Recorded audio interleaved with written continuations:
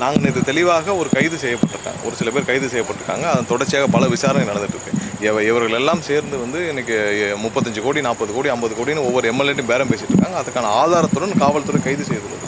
So இது ஒவ்வொரு நாள் நடந்துகிட்டே வருது. ஸோ அதெல்லாம் வந்து தினந்தோறும் எல்லோரும் நம்ம இதில் பார்த்துட்டே இருக்கோம். ஸோ அவங்க எங்கே வேணாலும் வந்து ஆளுநர்கிட்ட புகார் அளித்த மாதிரி பாருங்கள், அவங்க வேறு வழி இல்லாமல் இன்றைக்கி ஆளுநரிடம் போய் கதறிட்டு இருக்காங்க. சரி, அவர்கள் 5 வருஷம் அவர்கள் என்ன லட்சணத்தில் ஆட்சி நடத்தினாங்க தமிழக மக்கள் பார்த்து அதற்கான விளைவு தான் இந்த தேர்தலில் அவங்க அளித்த வாக்கு. ஸோ அதற்கு நீங்கள் போயிட்டு ஆளுநர்கிட்ட போய் கதறியோ இல்லை அங்கே போய் அழுதோ ஒன்றும் பிரயோஜனம் இல்லை. நீங்கள் மக்கள்கிட்ட நல்லபடியாக நடந்து கொண்டால் இந்த பிரச்சனை வரப்போகுது.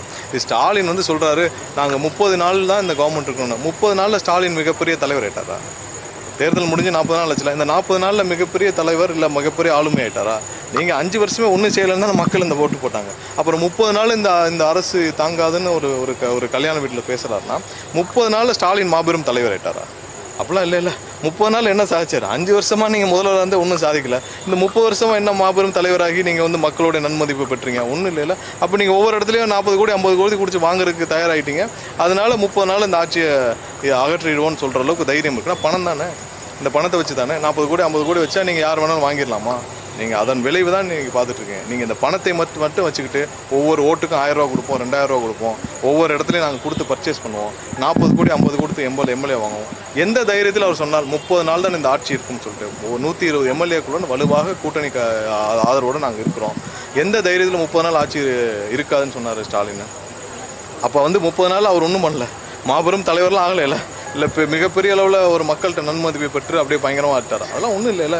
இந்த வெறும் பணத்தை வைத்துக்கொண்டு ஒரு சில செந்தில் பாலாஜி மாதிரி ஆட்களும் இல்லை ஒரு சில தொழிலதிபர்களை வைத்துக்கொண்டு இவர் வந்து இந்த வேலையை செய்து கொண்டிருக்கார்.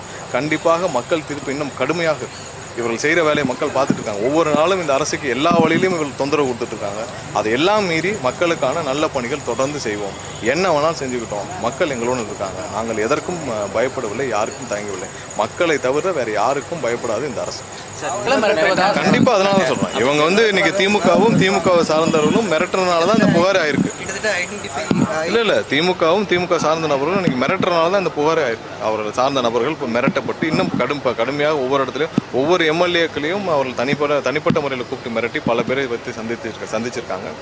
ஸோ எங்கெங்கெல்லாம் ஆதாரம் இருக்கோ, யாரெல்லாம் ஆதாரம் இருக்குதோ அவங்க ஆதாரப்பூர்வமாக புகார் அளிச்சுட்டு வராங்க. பார்ப்போம் இன்னும் எத்தனை முன்னாள் திமுக அமைச்சர்கள் ஸ்டாலின் தூண்டுதல் பேரில் இல்லை உதயநிதி தூண்டுதல் பேரில் இந்த மாதிரியான வேலைகளை செய்கிறாங்களோ அவங்களாம் சிக்கி சட்டப்பூர்வமான தண்டனையை எதிர்கொள்வாங்க. பட்ஜெட் எப்போது தாக்கல் செய்யப்படும் சார்? ஆட்சிக்கு வந்து 1 மாதம் ஆயிடுச்சு. இல்லை பட்ஜெட் எல்லாம் முடிவான பிறகு அறிவிப்போம். நன்றி. ஓகே.